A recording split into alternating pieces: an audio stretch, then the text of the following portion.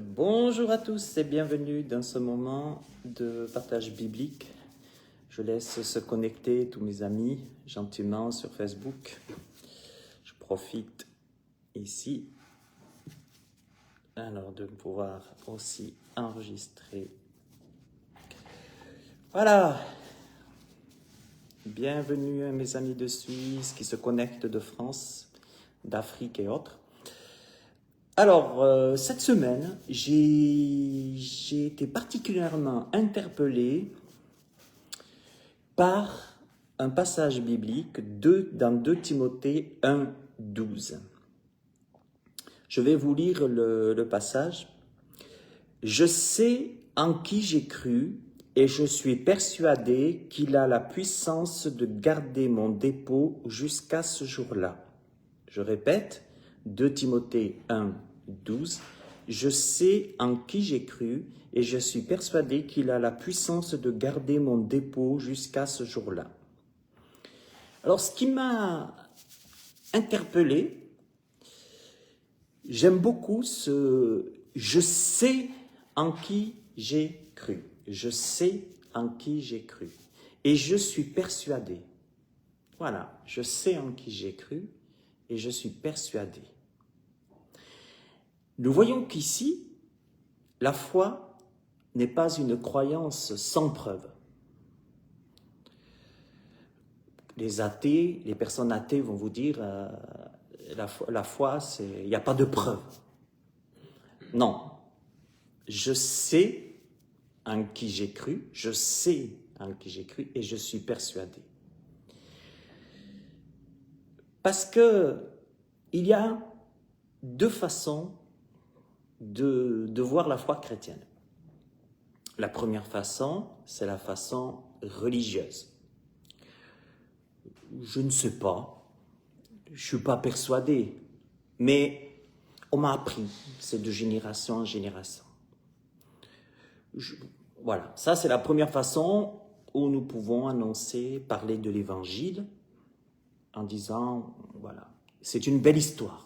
L'histoire de Noël, l'histoire de Pâques, l'histoire de Pentecôte. D'ailleurs, les personnes, quand on leur dit c'est quoi Pâques? Oh, ben c'est les lapins au chocolat, voilà. Bon. Noël, c'est quoi? Ben c'est les cadeaux pour les enfants, les cadeaux. Bon, c'est la fiesta, etc.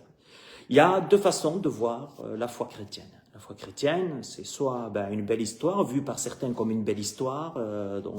Puis bon, mes parents étaient catholiques, alors je suis catholique, mes parents étaient protestants. Alors je suis protestant, voilà. Et puis il y en a d'autres qui vont dire, comme l'apôtre Paul, « Je sais en qui j'ai cru et je suis persuadé. » Et là, ça change tout.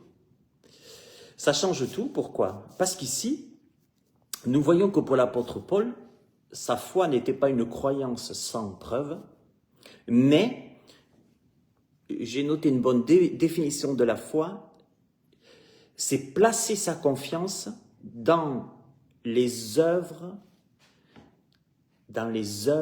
placer sa confiance dans ce qu'il y a les œuvres et ce que les œuvres de la foi, ce que les preuves nous montrent. Je répète, la foi n'est pas une croyance sans preuve, comme le disent les personnes athées, mais une bonne définition de la foi, c'est placer sa confiance dans les preuves qu'elle nous montre. Les preuves, pas être éprouvé, les preuves. L'apôtre Paul dira, je sais, j'ai les preuves. Je sais en qui j'ai cru et je suis persuadé. Donc sa foi, la foi n'était pas de Paul n'était pas une foi qui se raconte, qui se raconte, etc.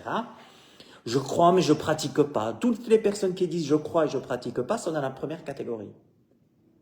Ils pratiquent pas, pourquoi? Ils pratiquent pas, pourquoi? Parce qu'ils n'ont pas de preuves. Ils peuvent dire je suis croyant, je suis chrétien, je suis chrétienne, de génération en génération, mais ils ne font pas partie de ces personnes qui diront je sais en qui j'ai cru et je suis persuadé. Non. Il y a 2 types, je le redis, soit vous avez une foi sans preuve, soit vous avez une foi avec les preuves, avec des preuves. Et vous l'aurez compris, moi, l'apôtre Paul plaçait sa foi et sa confiance dans les preuves qui lui ont été montrées. Il a cherché, il a trouvé. Et je sais en qui j'ai cru, 2 Timothée 1,12, je sais en qui j'ai cru et je suis persuadé. Ça change tout. Je sais, je suis persuadé. Et finalement, je me suis dit, mais en lisant ce passage de 2 Timothée 1,12, je me suis dit, donc l'apôtre Paul dira, je sais, je suis persuadé. Donc, finalement, si je devais donner une définition de l'évangélisation, si je devais parler d'une vraie évangélisation, l'évangélisation, finalement, la vraie évangélisation, finalement, c'est de pouvoir répondre à cette question, raconte-moi ce que le Seigneur a fait pour toi. Imaginez, vous êtes dehors dans la rue, vous rencontrez quelqu'un, vous lui dites « je suis chrétien ». Et puis qu'il vous dise ben, « raconte-moi ce que Dieu a fait pour toi ». Si Christ est vraiment mort, ressuscité, si ce qui est écrit dans sa parole est juste, eh bien raconte-moi ce qu'il a fait pour toi. Ne me raconte pas une histoire, ne me raconte pas que tes parents sont protestants, que tu y es aussi, mais que tu n'y connais rien. Est-ce que tu peux dire, comme l'apôtre Paul, je sais en qui j'ai cru, donc si tu sais, je suis persuadé. Donc, raconte-moi. Ainsi, l'apôtre Paul, si on lui posait cette question, il dira, ben voilà, moi j'étais sur le chemin de Damas, j'étais en route, en chemin pour aller, une fois de plus, trouver ces fameux chrétiens qui croient en Jésus pour les mettre à mort ou pour les condamner, ou voilà, ou chercher des renseignements. Et bien, tout d'un coup, voilà qu'une voix vient du ciel et puis qui me dit, je dis, mais qui es-tu? Je suis Jésus que tu persécutes et il te serait dur de regimber contre les aiguillons. Et l'apôtre Saul de Tarse, à ce moment-là, tombe par terre, saisi par cette apparition du Christ qui lui dit, mais je suis Jésus que tu persécutes. Donc, c'est sûr que quelqu'un qui a vécu ça, il pourra dire, je sais en qui j'ai cru et je suis persuadé. Parce qu'il est passé par ce qu'on appelle, non pas la religiosité, mais la nouvelle naissance, la rencontre. Ben, je sais que je mange des œufs à la tomate, si je sais que je mange des œufs à la tomate. Je sais préparer une recette de cuisine, si je sais ce que je prépare. Je sais. Je sais ce que c'est. Bon, et là on parle quoi? Je le redis, je sais en qui j'ai cru, je suis persuadé. Donc là, et je me dis, ce qui est dramatique, c'est que le Seigneur a dit, lorsque le Fils de l'homme reviendra, mais trouvera-t-il la foi sur la terre? Mes amis, trouvera-t-il la foi? La religiosité, le Seigneur, il la voit de tous les côtés, tout le monde. Et on se demande pourquoi il n'est pas déjà revenu, parce que tout le monde est chrétien. Non, il y a chrétien et crétin. Les crétins, c'est qui? Ce sont ceux qui disent « je suis croyant, mais pas pratiquant, je suis croyant, oui, je crois Noël, mais je crois aussi Bouddha, mais je crois aussi le Nouvel Âge, je crois aussi ceci, cela. » Voilà, donc, mais je fais pas de mal, je parle pas parce que je veux pas d'histoire, voilà. En fait, ces gens-là ne savent pas en qui ils ont cru. Parce qu'ils ont cru, ils vivent pas, ils ne savent pas. Et il y en a d'autres, ils évangélisent en disant, mais moi j'ai vécu un chemin de Damas, j'ai vécu une rencontre avec le Seigneur, waouh, il s'est passé quelque chose, je sais en qui j'ai cru et je suis persuadé. Là, ces personnes-là peuvent évangéliser. Parce que les personnes les personnes pourront lui poser la question, mais si tu me dis que ton Dieu est vivant, raconte-moi ce qu'il a fait pour toi. Si tu veux dire comme l'apôtre Paul, je sais en qui j'ai cru, je suis persuadé, ben alors raconte-moi. Qu'est-ce qui t'a... Raconte-moi ton chemin de Damas, raconte-moi ta conversion. Ah non, mais aujourd'hui, vous savez, l'apôtre Paul est clair. Tous ceux qui veulent vivre pieusement Jésus-Christ seront persécutés, ça risque de ne pas plaire, mais il faut le dire. Je sais en qui j'ai cru. C'est ça la vraie évangélisation. Vous savez, on peut aller dans les facultés de théologie, on peut raconter beaucoup de choses, on peut même être très religieux et connaître beaucoup de choses de la Bible, de la Torah, de ce que vous voulez, mais finalement, vous racontez une histoire, c'est tout. Il n'y a pas l'Esprit de Dieu, c'est beau. Merci, c'est une belle histoire. Voilà, c'est une belle histoire, merci. Mais toi, tu as vécu quoi personnellement? Ah, moi, j'ai fait la faculté de théologie, j'ai étudié, tu sais, j'ai fait des doctorats. Alors, j'ai rien contre, parce que Dieu se révèle dans toutes les personnes et a besoin de tout le monde. Mais est-ce que tu peux dire, je sais en qui j'ai cru, je suis persuadé, ou est-ce que tu peux dire simplement, ben, j'ai fait des études et je peux te dire, voilà ce que je peux te raconter de mes études. Ça change tout. Malheureusement, ce qui est pénible, c'est que la deuxième partie, vous comprenez, ceux qui vont dire comme Paul, je sais en qui j'ai cru, je suis persuadé, vont être traités de tarés. Vont être traités de tarés, vont être traités de sectaires, vont être traités de tout ce que vous voulez, de schizophrènes, voilà, parce qu'ils entendent Dieu qui parle, c'est des schizos. Bon. Parce que pour eux, Dieu est mort. Au pire, on met une pierre dans le salon, un Christ, une croix avec une pierre dessus, un bois avec une pierre, un bois ce que vous voulez. On fait une idolâtrie. Voilà. Non, non. Je sais en qui j'ai cru, dira Paul de Timothée 1,12, et je suis persuadé. Donc la vraie évangélisation, si tu es dans la deuxième partie d'avoir vécu une conversion, une nouvelle naissance par un chemin de Damas, comme Paul, bah alors, la vraie évangélisation, c'est quoi? C'est raconte-moi tout ce que Dieu a fait pour toi. Si tu me dis que tu sais, si tu me dis que tu sais ce que le Seigneur a fait, raconte-moi tout ce que Dieu a fait pour toi. Et si tu sais répondre, c'est que tu es né de nouveau, c'est tout, point final, basta, c'est ça. Si tu sais que tu es persuadé, tu es chrétien, il n'y a aucun souci. Tu as vécu une conversion, tu as vécu une nouvelle naissance, c'est pas un beau roman, une belle histoire, elle montait, lui, là-haut dans le brouillard et descendait dans le midi. Non, c'est pas une histoire, c'est une réalité. C'est de dire, mais la foi chrétienne, c'est l'évangélisation. Et moi, je peux te dire parce que je sais et je suis persuadé.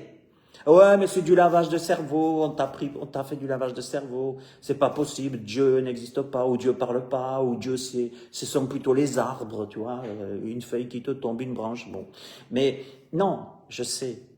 Je sais qui est Jésus, je sais qui est le Christ, et je suis persuadé. Je sais et je suis persuadé. Alors voilà, soit on est des schizos comme l'apôtre Paul, et comme tous ceux qui peuvent témoigner, tous qui témoignent aujourd'hui, moi ben, je sais, j'ai vécu, qu'est-ce que tu veux que je te dise? Alors, vous savez, je vais maintenant vous parler, vous allez me dire, oui, mais c'était peut-être que pour les apôtres, c'était peut-être spécial, un truc comme ça. Je vais vous parler d'un homme qui vivait dans les cimetières. Un homme qui vivait dans les cimetières et qui avait beaucoup souffert de la présence d'esprits mauvais. Et il était possédé vraiment de beaucoup de démons, très très démoniaques. Et cet homme, ben voilà, il était là. Et depuis longtemps, donc, il était dans les cimetières, et il était même plus maître de lui-même. Il n'arrivait même plus à se maîtriser, il n'était plus maître de lui-même. Il poussait des cris, il se blessait avec des pierres, et personne n'était arrivé à le contenir. À la vue de Jésus, cette personne démoniaque, très démoniaque, a couru vers lui, s'est jeté à ses genoux pour le supplier. Ça, c'était son chemin de Damas. Après un bref échange avec Jésus, Jésus a chassé les démons qui le terrorisaient. Il en a fait un homme, Jésus en a fait un homme désormais libre et heureux, et un homme qui pouvait dire par la suite, je sais en qui j'ai cru et je suis persuadé que. Ah bon? Et imaginez les gens, l'évangélisation, les gens de la ville, les gens du village. Oh, ah non, mais c'est le gars qui vivait dans les cimetières, c'était le gars pouilleux, le gars hyper possédé, plus rien, on pouvait rien faire pour lui. Et voilà que tout d'un coup, cet homme, il arrive, et ben moi je sais en qui j'ai cru, je suis persuadé. Voilà, terminé. Ah bon? Ouais. Ah, pourtant, tu n'étais pas un apôtre, tu n'étais pas... non, tu étais même possédé. Donc, hein?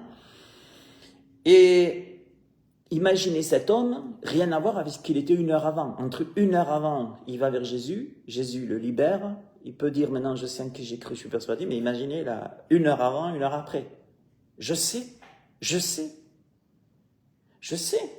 en qui j'ai cru. Je suis comme bébé spirituel, Jésus vient de se révéler à moi, je sais, j'ai vécu une expérience. Alors, ce qui est terrible, c'est qu'il y a des chrétiens, des soi-disant chrétiens qui vont chercher des expériences à Lourdes, ou qui vont chercher des expériences pour d'autres à Toronto, d'autres qui vont chercher des expériences je ne sais où. Il faut voir agir, on va chercher des expériences. Mais j'espère que les expériences, parce qu'il y a des vrais miracles, il y a des faux miracles aussi. Mais est-ce que tu peux dire, je sais en qui j'ai cru, et je sais, et je suis persuadé.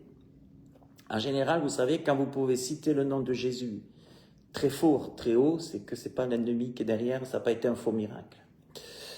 Parce que c'est le seul nom qui n'est pas supporté par les démons, le nom de Jésus. Alors, je reviens à mes moutons, si on peut dire. Jésus a fait de cet homme un homme libre. Un homme, paf, un soir, un matin. Il y eut un soir, il y eut un matin. Je sais, je suis persuadé. Et qu'est-ce que lui dit Jésus? C'est intéressant, je vais vous dire ce que lui dit Jésus. Marc 5, 19. Jésus lui dit, « Va dans ta maison, vers les tiens, et raconte-leur tout ce que le Seigneur a fait pour toi, comment il a eu pitié de toi. » Voilà l'évangélisation. Jésus lui dit, tu vois, tu n'étais pas du tout instruit, tu ne me connaissais pas, Satan résidait en toi, tous ces démons t'étaient complètement possédés, je dis bien complètement possédés, t'étais complètement possédé, tu vois, tu viens vers moi, tu viens à mes pieds, à mes genoux, tu me supplies, je te délivre, tu es transformé, maintenant tu peux évangéliser. Tu n'as pas fait de faculté de théologie, tu n'as rien fait, mais va. Tu n'as pas besoin de raconter, des salades en fait. Simplement, va et raconte-leur tout ce que le Seigneur a fait pour toi, il lui dira, et comment il a eu pitié de toi. Ça veut dire, je te délivre, une nouvelle naissance, tu es libre, va, évangélise et réponds à cette question, raconte-moi ce que le Seigneur a fait pour toi. C'est ça l'évangélisation.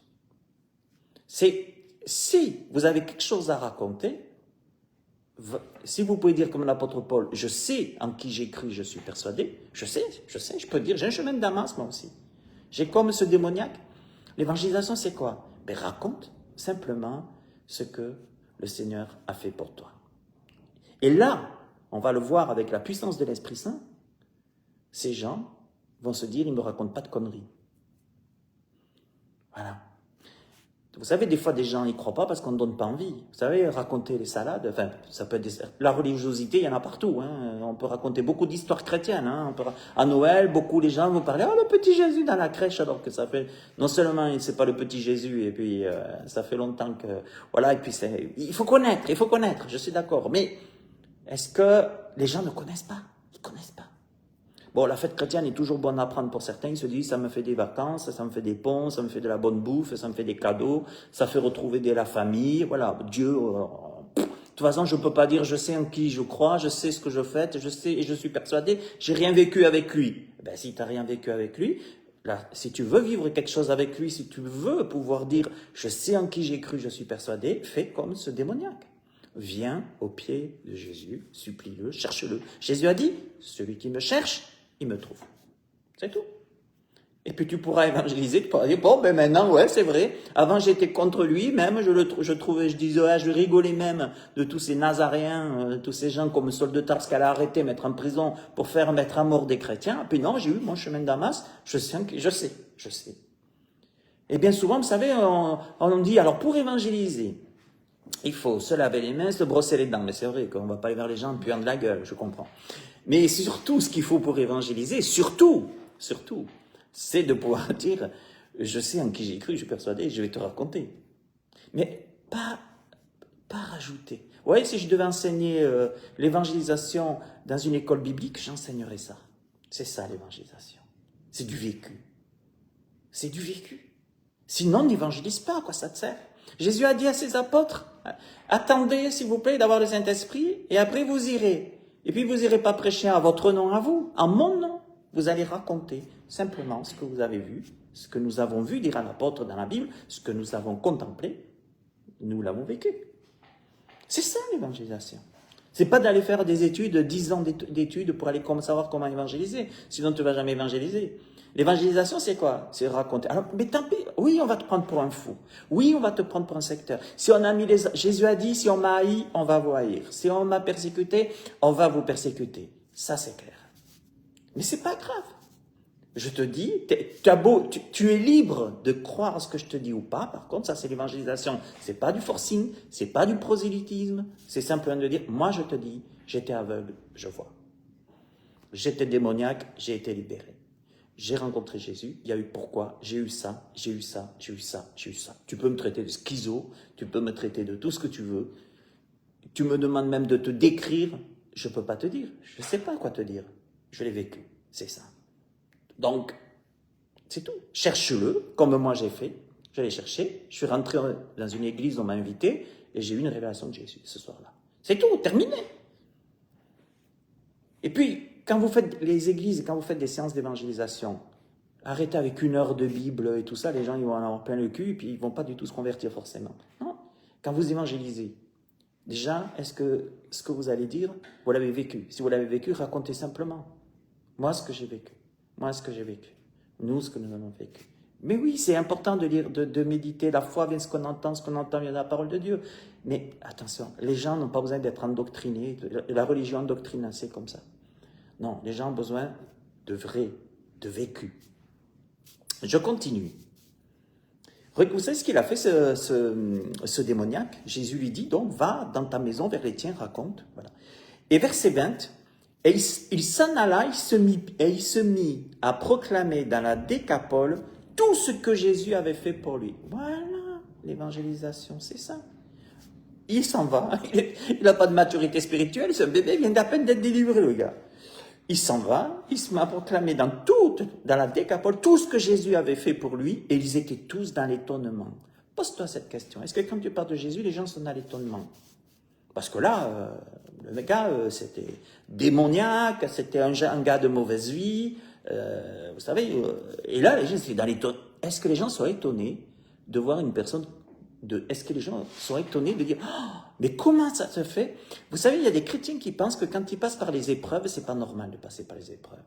Il y a des gens qui disent mais comment il fait pour garder la foi malgré qu'il est dans de telles épreuves, malgré qu'il souffre, malgré qu'il pleure, malgré qu'il est malade, malgré qu'il soit malade, il a toujours la foi, toujours. Parce que ces gens-là, ils savent en qui ils ont cru, ils sont persuadés. C'est tout. Oui, ils sont comme tout le monde, ils sont malades. Ben oui, désolé, moi je ne suis pas de ceux qui disent si tu es chrétien, tu ne seras plus malade. Non.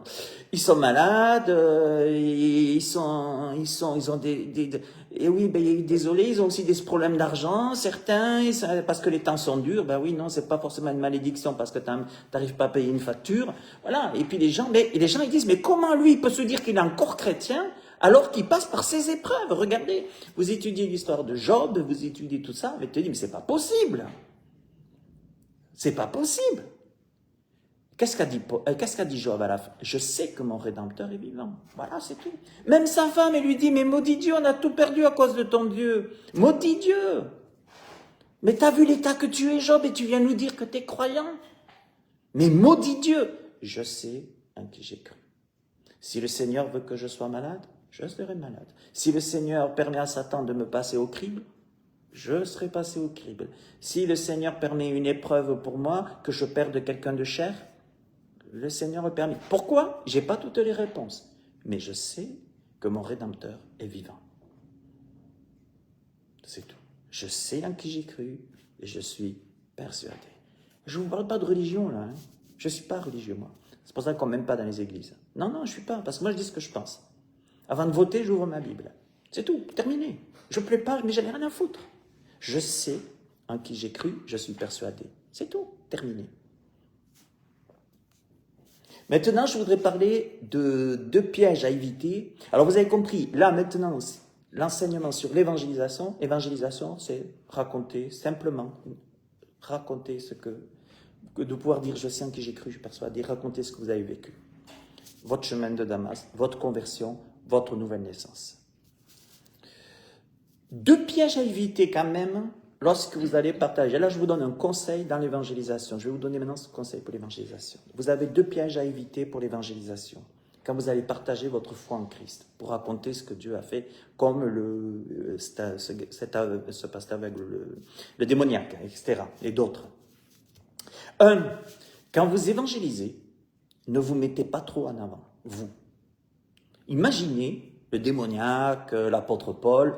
Quand on voit l'apôtre Paul, après il dira, je suis le pire des apôtres.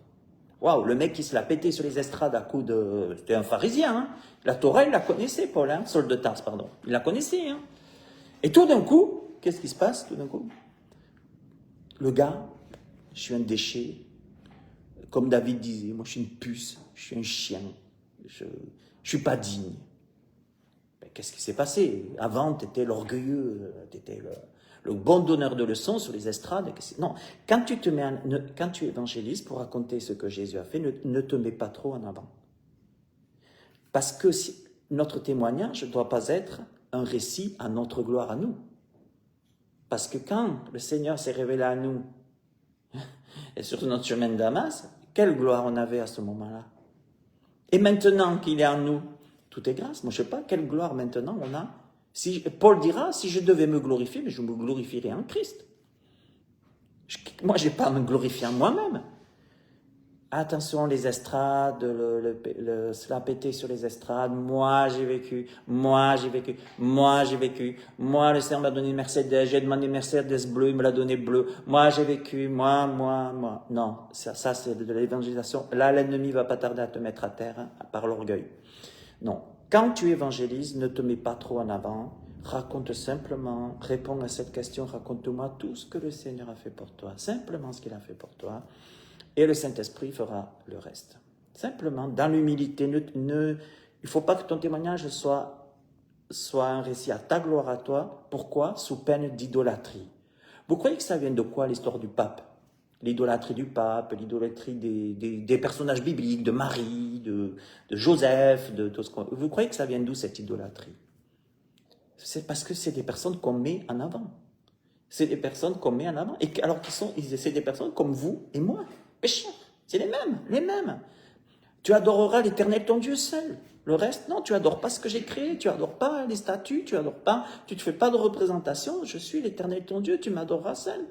Mais la supercherie de l'adoration du pape, la supercherie de l'adoration des hommes ou des femmes, voilà, même si c'était des gens pieux, même si c'était parce que pour que Dieu choisisse ce mari, c'est que quand même, elle était quand même pieuse. Hein. En général, on voit que Dieu parle à des gens pieux quand même. Il se révèle à des gens pieux qui cherchent. C'est ceux qui cherchent qui trouvent. Mais c'est pas des gens à adorer. C'est pas des gens, oh, je témoigne pour Marie. Mais ne témoigne pas pour un homme. Jamais, ou une femme. Marie, comme tout le monde, quand elle a accouché, elle a dû se mettre à part parce qu'elle était classée impure à l'époque. C'était comme ça. Comme tout le monde, comme toutes les femmes. Voilà. Mais c'est important. Quand vous témoignez, dites simplement, voilà ce qui m'est arrivé. Voilà ce que je peux te dire sur Jésus. Voilà mon témoignage. C'est tout. C'est tout. Terminé. Ne vous mettez pas en avant. Pourquoi? Parce que tous les gens vont vouloir, oh, touche-moi, oh, bénis-moi, oh, fais-moi, vas-y, oh, ça y est, vous êtes comme si Dieu avait fait quelque chose pour vous, plus que d'autres, comme si Dieu était injuste. Mais non. Si quelqu'un veut, vous savez, Jésus, à un moment donné, on a voulu le faire au roi. Vous savez ce qu'il a fait? Il s'est tiré. D'ailleurs, miraculeusement, c'était un miracle qui s'est tiré. Il n'a pas voulu. C'est tout. Lorsque Paul allait témoigner, l'apôtre Paul, lorsqu'il était à Éphèse, par exemple, c'était craignant, c'était le temps grec, d'ailleurs, comme aujourd'hui, c'est une autre étude, mais encore aujourd'hui, on est dans ce temps des Grecs, du féminisme, plein de choses grecques. Paul a dit, il est parti, il est voulu, mais c'est un Dieu, parce qu'il y avait plein de dieux, hein, comme aujourd'hui, il y en a plein. C'est un Dieu, il est parti, il n'a pas voulu. Il a dit, mais moi je suis rien, Je vous parle juste de Jésus, je vais vous raconter ce qu'il m'a fait dans ma vie, c'est tout. Il faut arrêter de se mettre en avant. Une église ne doit pas se mettre en avant. Oh, moi j'ai fait 15 baptêmes, moi j'en ai fait 50. Mais qu'est-ce qu'on s'en fout? J'espère que vos baptisés vont pouvoir aller simplement dehors après raconter ce que Dieu a fait pour eux. Mais simplement ça, c'est tout. Notre histoire, pour éviter l'idolâtrie envers nous, bon, c'est vrai que ça fait du bien quand on nous dit t'es beau, t'es grand, t'es ci, t'es ça. Bon, cherchons plutôt à grandir notre identité en Christ. Lui, il saura nous mettre une bonne identité. Notre histoire doit seulement servir à expliquer ce que Dieu a fait dans nos vies. Notre discours ne doit pas tourner autour de nous. Rien de nous, à peine. Moi, j'étais sur le chemin de Damas, j'allais faire ça. Et paf! Et là, je vous raconte le paf. Je vous raconte ça, je mets en avant dans le témoignage, ça, je sais en qui j'ai cru, je suis persuadé, il y a eu ça. C'est tout. Simplement, quand vous évangélisez, pas besoin de dire « Mon papa est né, ma maman est ici, mon grand-père et ma grand-mère. » Non. Vous savez, les gens, ils risquent de dormir sur les bancs d'église avant de parler ce qui s'est vraiment passé. Quand vous dites, voilà, moi j'étais là, j'étais ça, j'étais aveugle, maintenant je vois. J'étais possédé, maintenant je ne suis plus. Je sais, terminé, il s'est passé ça, il m'a fait ça, il m'a dit ça. J'ai eu cette révélation, le Saint-Esprit m'a... Moi, je vais vous dire, vous voulez savoir mon chemin de Damas? Je rentre dans une église, je suis comme tout le monde, je regarde, je trouve les gens un peu bizarres, tout le monde a l'air de s'aimer, alors que dans le monde, c'est bizarre de s'aimer comme ça. Tout d'un coup, moi, à un moment donné, paf, le Saint-Esprit, je peux vous dire, il vient, j'ai mes yeux qui se ferment, il disait, est-ce que vous voulez prier? Je ferme les yeux, une lumière, paf, une lumière, une voix, la voix du Père qui me dit, mon fils, donne-moi tout ce qui te fait mal. Mais je ne peux pas vous le décrire, c'est mon chemin de Damas. Et à ce moment-là, je me mets à pleurer, parce que le Saint-Esprit me remontait tout ce qui était, tout ce que le Père voulait que je me libère. Oui, ça c'était le meilleur psy. Et j'étais par terre, en train de pleurer. J'étais par terre, je me repentais. En fait, le Saint-Esprit était en train de me convaincre de péché, de justice et de jugement. Mais il n'y avait personne pour me dire, on m'a rien, c'était entre Dieu, c'était mon chemin de Damas. Et aujourd'hui, quand je suis sorti de cette église, j'étais une autre personne. Voilà, donc je devenais les tarés de la foi chrétienne, hein, pour le monde. Mais voilà que j'étais là, je me parlais dans d'autres langues. C'est quoi? On m'a expliqué. Mais voilà, après c'est parti. Je sais en qui j'ai cru aujourd'hui, je sais. Vous pouvez me dire que je suis un taré, que je suis un schizo, vous pouvez me dire tout ce que vous voulez. Je sais et je suis persuadé. Et je sais ce que j'ai vécu. Et pas que cette soirée-là, je peux vous dire encore aujourd'hui, je sais et en qui je crois et je suis persuadé. Je ne suis pas parfait, mais si je devais évangéliser, je ne me mettrais pas en avant, moi. Comme, il ne faut pas, moi, à peine 5-10 minutes, laissez-moi plutôt vous dire ce que Dieu a fait. C'est ça l'évangélisation. Mais ce n'est pas de m'adorer à moi. Ne dites jamais que vous avez un don de guérison. Vous allez vous faire idolâtrer, tout le monde va venir pour vous prier. Pas pour qu'ils viennent à Jésus, mais pour qu'ils soient guéris. Mais arrêtez avec ça, s'il vous plaît. Les gens, ils ont besoin qu'on leur dise, je sais en qui j'ai cru. Laissez la guérison, moi. Je peux vous dire, personne ne m'a touché, je peux vous dire, j'en ai pris plein la tête. Hein. C'est bon, le Seigneur m'a béni. Je dis pas, c'est important, ils imposeront les mains aux malades, les malades seront guéris, je le sais. Mais c'est pas prioritaire, ça. Ça, c'est pas prioritaire. Ce que les gens ont besoin, c'est d'évangélisation, de dire, je sais en qui j'ai cru. Voilà, c'est tout. Mes amis, quand vous évangélisez, gardez toujours en tête Jean 3,30 avec Jean-Baptiste, il faut qu'il croisse. Le but de l'évangélisation, il faut qu'il croisse et que je diminue. Il ne faut pas que les gens s'attachent à vous, mais s'attachent à Christ. Il ne faut pas que les gens viennent à vous, mais qu'ils viennent à Christ. Parce qu'après, vous allez être des bonnes poires, hein. Vous risquez de vous faire plumer. Non. Je sais. Et ça, c'est important. Il faut qu'il croisse et que je diminue. Vous savez pourquoi aujourd'hui je crois qu'on voit moins de miracles? Il y a trop d'orgueil. Trop d'orgueil partout. Je vous parlais tout à l'heure de la culture grecque. On est de nouveau dans la culture grecque là en ce moment. Il y a trop d'orgueil. Qu'est-ce que vous voulez que le Seigneur fasse comme miracle aujourd'hui? Les miracles qu'il peut y avoir, c'est quoi? Dans la persécution, dans la guerre, dans la faim. En fait, quand finalement on se dit, il faut qu'il croisse et que je diminue. Il faut que vraiment simplement, et là je pourrais dire, hein, vous savez, pendant les périodes de guerre et tout, y en a qui disent, il paraît on m'a dit qu'à Gaza, il y a plusieurs musulmans qui ont eu révélation de Jésus. Plusieurs, comme l'apôtre Paul, comme Saul de Tarse. Des musulmans à Gaza, hein, qui maudissaient Israël, et qui tout d'un coup ils ont une révélation de Jésus. Quoi. Boum, c'est comme ça. Voilà. Il faut une guerre, il faut ci, il faut ça. C'est malheureux, mais voilà. Après, le deuxième piège, donc le premier piège à éviter, vous avez compris, c'est de ne pas vous mettre vous en avant, puis parler peu, mais que simplement ce que le Seigneur fait pour vous. Deuxième piège à éviter, et le dernier, ne pas penser que ce sont nos paroles qui peuvent convaincre une personne d'être pécheur. Moi, quand je me suis converti, quand le Seigneur s'est révélé dans ma vie, ce n'était pas les paroles d'un homme, hein, que j'ai pas eu les paroles. Oui, j'ai entendu la parole de Dieu, c'est important. La foi vient de ce qu'on entend vient de la parole de Dieu. Et ce n'est pas la parole de cet homme qui m'a foutu dans cet état de repentance, de conviction de péché, qui m'a transformé ce soir-là, qui m'a délivré comme ce Gadaréen qu'on parlait. Non, c'est cette lumière qui a traversé le ciel, paf, qui est cette voix, mon fils, donne-moi tout ce qui te fait mal, boum, et ça sort. Hein. Ça, c'est le Saint-Esprit. Mais mes paroles, en aucun cas nos paroles, ce ne sont pas nos paroles qui vont convaincre quelqu'un. Et déjà, si on part évangéliser en disant, allez, je prie que tes paroles, que toi tu puisses convaincre, mais moi je ne convaincrai jamais.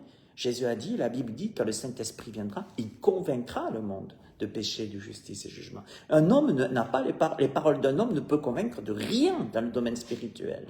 De rien. Satan peut parler au travers de toi, Dieu peut parler au travers de toi, mais c'est le spirituel qui agit. Mais je veux dire, toi, tu vas convaincre de quoi? Oui, tu peux rouler des gens. Tu peux, ce qu'on appelle la séduction. Dans les derniers temps, dit la Bible, il y aura une grande séduction spirituelle. Mais ce que je veux dire, c'est que deuxième piège à éviter, ce n'était pas les paroles de Saul de Tarse, de Paul après, qui allait convaincre. Paul dira, moi je suis le pire, moi, ce n'est pas mes paroles. Mais il dira, par contre, ma prédication, elle repose sur la puissance de Dieu. Parce que c'est Christ qui parle, c'est Christ qui agit. C'est ça la vraie évangélisation. Ce n'est pas mes paroles qui sont en train de convaincre. Vous savez, je peux faire un roman aux gens. Vous savez, il y a des gens, ils en ont marre qu'on leur casse la tête, mais ils ont raison. Et c'est dommage qu'ils ne le disent pas. Arrêtez, vous me gonflez avec votre Dieu, avec votre Jésus, arrêtez. Mais ils ont raison, ces gens-là. Si on n'est pas capable de leur démontrer. C'est ça. Ce qu'ils ont besoin, ce que les gens ont besoin, c'est que vous dites 2 Timothée 12, je sais en qui j'ai cru et je suis persuadé. Et je vais te dire pourquoi. Voilà ce que j'ai vécu. Après, libre à toi. Mais après, je t'emmerde plus. De toute façon, Jésus l'a dit, vous allez, on vous reçoit, vous restez. Vous n'allez pas vous secouer la poussière des pieds, vous partez ailleurs. Terminé. C'est tout. Le diable, vous savez, si le diable ne peut pas retenir, il va pousser. Je vais vous dire une chose. Le deuxième piège à éviter, donc, ne jamais penser que vos paroles vont convaincre une personne d'être pécheur. C'est le rôle du Saint-Esprit. Jean 16, 7, 8. Cependant, je vous dis la vérité, il vous est avantageux que je m'en aille. Même Jésus dira, je vous dis la vérité, il vous est même avantageux que je m'en aille. Pourtant, Jésus... Car si je ne m'en vais pas, le consolateur ne viendra pas vers vous, mais si je m'en vais, je vous l'enverrai. Le consolateur, c'est qu'en plus, c'est lui qui va parler au travers de moi, puis c'est un consolateur. Il est là pour consoler les gens. Il est là pour convaincre de péché, de justice et de jugement, parce que tout passe par la croix, la nouvelle naissance. Qui es-tu, Saul de Tarse était par terre, je suis Jésus que tu persécutes. Ça, il faut d'abord, Jésus veut le dire à chacun. Ceux qui ne connaissent pas encore le Seigneur, je ne parle pas de la religiosité là, ceux qui ne connaissent pas le Seigneur personnellement, qui ne peuvent pas dire je sais, je suis persuadé, qui n'ont pas vécu le chemin de Damas, il faudra quand même passer par le moment où Jésus va dire je suis Jésus que tu persécutes. Ça, il faut tous l'entendre. C'est pour tout le monde. Je suis Jésus que tu persécutes. Alors, mais Jésus a dit, si je m'en vais, je vous l'enverrai. Et quand il sera venu, il convaincra le monde en ce qui concerne le péché, la justice et le jugement. Voilà. Il convaincra le monde. Toi, tu convaincras personne. Quand tu pars évangéliser, pars pas quand tu as l'appétant ou je sais pas quoi. Va tranquille. Pense que si tu n'as pas le Saint-Esprit, tu retournes à ce que tu as vomi. Pense-le toujours. Et tu te dis, Seigneur, utilise-moi, que mes paroles soient les tiennes, mais c'est toi qui fais, c'est toi. Moi, simplement, je réponds, si on me dit, non, j'ai pas envie d'entendre ce que Dieu a fait pour toi, je respecte. Je fais pas comme les témoins de Jéhovah qui n'arrêtent pas et ça gonfle les gens. Si on me dit, oui, je veux bien savoir ce que Dieu a fait pour toi, je veux bien entendre, je crois pas, mais je veux bien entendre, ok, je vais te raconter. Pas longtemps, juste, je donne toute la place au Seigneur et je laisse le Saint-Esprit faire le reste. C'est tout, terminé. J'ai envie de dire que l'évangélisation ne se programme pas. Je pense que si on dépend du Seigneur et tout, chaque jour, on va arriver à des choses. Mais voilà, il faut qu'il croisse et que je diminue. Jésus s'est fâché avec les gens, les religieux qui se mettaient au coin de rue, regardez, je suis pasteur, je suis prêtre, regardez, moi, qui je suis, voilà. Non, Jésus s'est fâché. Maintenant, mes amis, je vous le dis, il est important de raconter votre parcours, notre parcours, comment vous avez été conduit à connaître le Seigneur. Et regardez maintenant, je termine par ces passages magnifiques. L'évangélisation, c'est ça. Psaume 66, 16. Venez, écoutez, vous tous qui craignez Dieu, et je raconterai tout ce qu'il a fait à mon âme. C'est l'évangile. C'est ça que Dieu nous demande, mes amis, c'est tout. C'est tout ce que Dieu nous demande. Les gens, ils en ont marre du baratin. Ils veulent simplement... Regardez, et c'est David qui dira ça. Venez, écoutez-vous tous qui craignez Dieu, et je raconterai ce qu'il a fait à mon âme. Racontez seulement ce que Dieu a fait à votre âme. C'est tout. Ésaïe 63, 7. Je publierai les grâces de l'Éternel, les louanges de l'Éternel, d'après tout ce que l'Éternel a fait pour nous. Voilà. Ni plus, ni moins.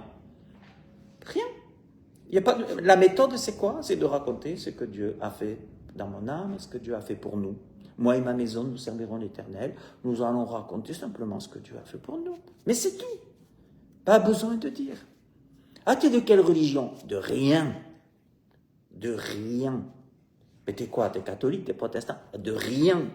Je suis un enfant de Dieu qui peut dire, je sais en qui j'ai cru, j'ai vécu l'expérience et je sais persuader. C'est tout. Par contre, je crois en la parole de Dieu et quand deux ou trois sont rassemblés au nom du Seigneur, il est là. Vous imaginez quand vous vous rassemblez, imaginez, tous ceux qui se joindront, tous ceux qui se joignent aux études bibliques, au culte, à ce que vous voulez, aux prières, quand c'est un groupe de personnes qui peut dire « je sais et je suis persuadé », mais la puissance que ça a. Mais non, mais le diable va vous dire « je sais, écoute, chut, est-ce que tu sais en qui? Je sais que tu sais en qui t'as cru, je sais que tu es persuadé, je sais que tu es né de nouveau, mais chut, ne raconte pas. Reste chez toi, tranquillou, fais la sieste, bois ton pastis, tranquillou, tranquille. Chut. N'évangélise pas, ne raconte pas ce que Dieu a fait pour toi. Laisse mourir ton voisin. Laisse mourir ta voisine. Chut. Ne choque pas. Ne choque pas. C'est ça. C'est ça. Et je vous le dis, pourquoi il n'y a pas de miracle aujourd'hui? C'est le désert total. Imaginez que plusieurs personnes se réunissent, 2, 3, allez, au minimum 2, 3.